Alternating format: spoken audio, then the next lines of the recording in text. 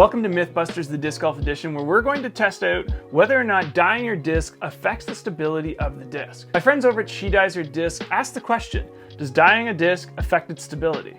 And honestly, I have no idea. I've had a few discs dyed and haven't really noticed much, but in one case I found it to be more overstable after I got it back from it being dyed. So it led to the question, does it actually change anything at all?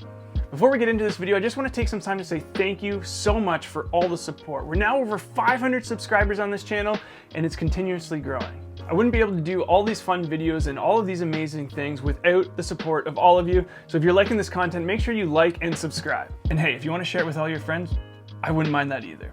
Okay, back to the video. The very first thing that we're going to need to do is we need to find 3 of the exact same discs. Speaking with She Dyes Her Discs, we decided to find 3 bottom stamped Star Mako 3s. Part of the reason for that is, well, they're easier to find, and also they're flat topped, and obviously bottom stamp means that the dye job can be, well, a little bit more artistic. Luckily for me, Outgo Pro Shop has a giant selection of all these discs, so I headed on over there to see what I could find. I came back with 3 identical Star Mako 3s. They're bottom stamped, white, all 180 grams, and let's compare the profiles. To me, the profiles all seem very similar. The parting line height is the same, they're relatively flat, and I can't tell any difference between any of them.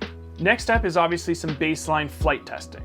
I wrote on the bottom of them 1, 2, and 3 of each disc so that I know which disc is which when we do the baseline test sampling. Now we have to do the baseline testing to determine how they fly. We're going to throw each disc 3 times to get a general idea of how each disc flies. Now, because they're all Mako 3s, they're all in Star plastic, and they're all relatively flat, they should go pretty much straight. But let's find out. Even though I threw each disc 3 times, I'm only showing the general flight of each one. So as you can see, disc 1 flies pretty much dead straight with just a subtle bit of fade right at the end of its flight.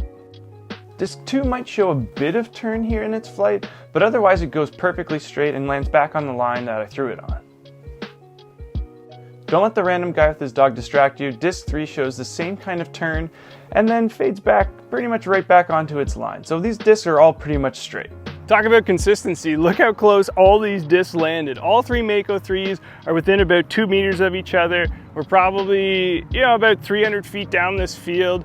And yeah, they're all bang on. So they fly super straight with just a little bit of fade at the end of their flight, typical of a new Star disc. Now that the baseline test sampling is completed, this is probably the hardest part. I gotta ship these bad boys up and then wait. Luckily, She Dyes Her Disc does a great job of turning things around, so I'm sure we'll get these discs back in no time at all. They're gonna dye one with lotion and one with Floetrol, and we're gonna keep one blank so we have a control throughout the whole process. This gives us more variety in the testing because maybe Floetrol affects the disc stability different than lotion, or maybe none of them change at all. Who knows, but that's what we're here to find out. Okay, so I just got the disc back from She Dyes Her Disc and they look amazing. So disc 1 we have is our control, our blank. It's got nothing done to it. Disc number 2 is this amazing lotion dye disc. And the reason why I can tell that it's lotion dye is, well, it smells amazing.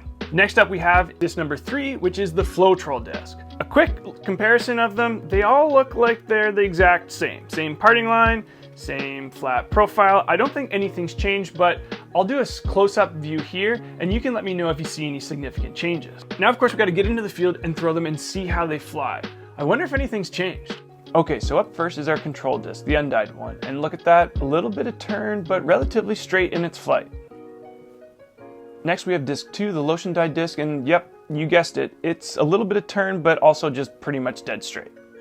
Last up is disc 3, the Floetrol disc, and well, other than this little wind blip, it's pretty much dead straight as well.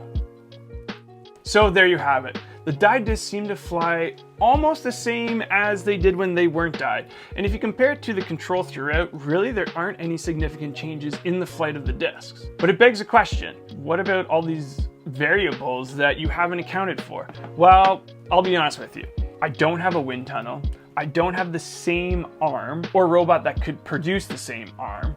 And of course I can't control the weather either. So things like outside temperature, disc temperature, wind speed conditions, all those might have affected this study. And so I know what you're thinking, Miles, then what's the point? The point here is to get a general idea and see if there's any significant changes. For most folks, any subtle changes just won't make a difference, period. It also begs the question though, why not just dye all your discs then. They're easier to find, they're way more fun, and obviously don't affect the flight. So why not? Now I'm curious though, if I use this disc for a significant amount of time, beat it in, then get it dyed, will it affect its flight? Based on this study, then probably not, but I don't know. Based on some recent videos by Trash Panda where they're going through the disc making process, it seems like any variable can change so many different things of a disc. I'm going to be giving away one of these discs on my Instagram channel, so make sure you find me on Instagram to join in on the giveaway.